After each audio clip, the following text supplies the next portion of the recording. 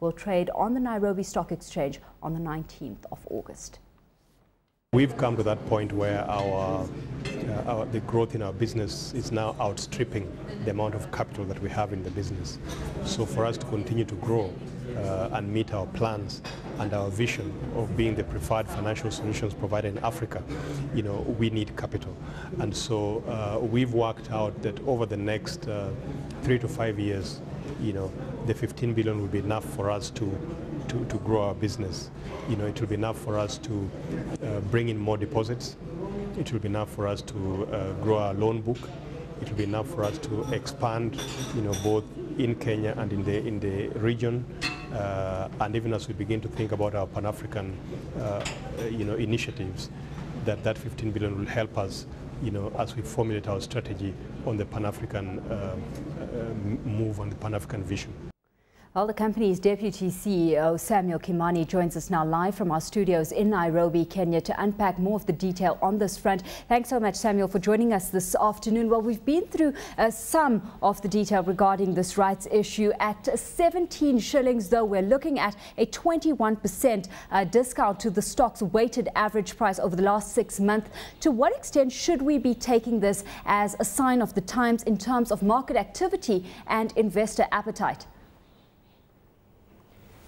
Yes, we do expect quite some appetite, because we have had a rights issue before. In 2008, we had a rights issue for 5.2 billion shillings.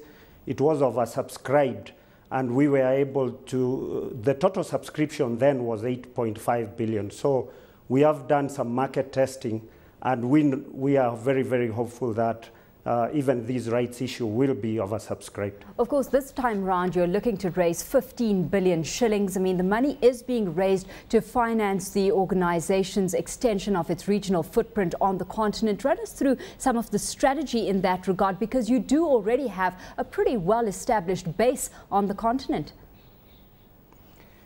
Yes, we operate in the whole of the East African region. We have got, of course, the widest branch network in Kenya. We are in Southern Sudan. We are in Rwanda. We are in Uganda and Tanzania.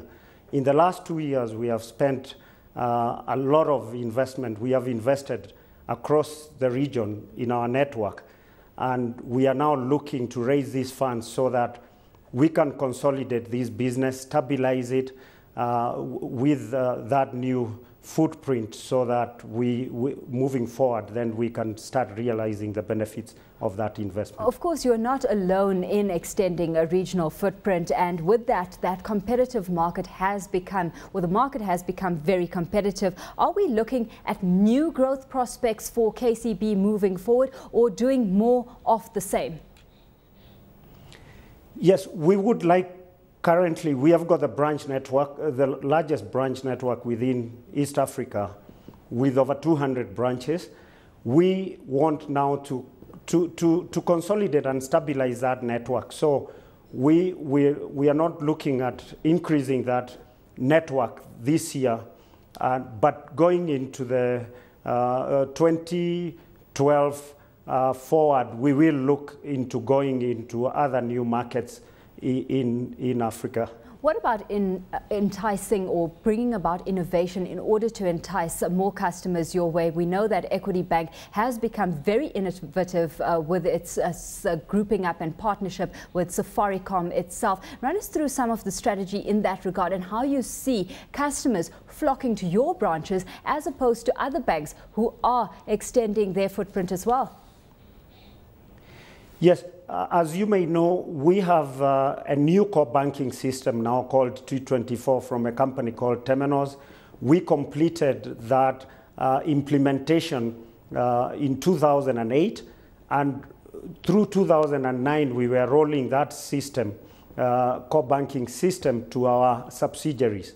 The last subsidiary, which is Tanzania, will be on the platform this month of June. And what that will allow us to do is we will then have our business across the region on one platform. That will then allow us to increase our customer numbers and to go to those market segments which we had not gone to before. We have had our customer base at about 700,000 to 800,000. We will now be able to go to, you know, to 5 million, 10 million. We are quite innovative actually, because we actually came up with the first mobile product we call KCB Connect. So we are already on a mobile platform. Well, having said all of that, I mean, we had some investors pretty disappointed with Q1 numbers. We did see those earnings rebound about 10%, but some saying possibly the fact that your war chest wasn't big enough to actually chase higher growth was proving to be a bit of a hurdle in terms of what you could possibly achieve moving forward. Now with this rights issue, planning to raise that 15 billion shillings, what's your outlook in terms of growth for this year for KCB?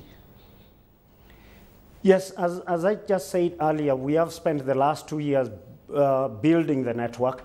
And when you build a network, then what tends to happen is the prices come up, the expenses come up front, but the income would lag behind because you have got a payback period. We are now able to look through our operations, make them more efficient on the platform.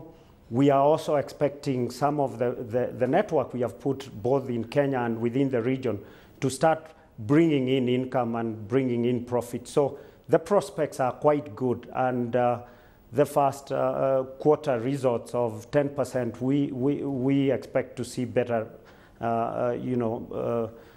returns coming in through the rest of the So safe to say forecasts are for double-digit growth figures moving forward? Yes, we do. On that note, let's leave it there. Samuel, thanks so much for your time this afternoon. Of course, Samuel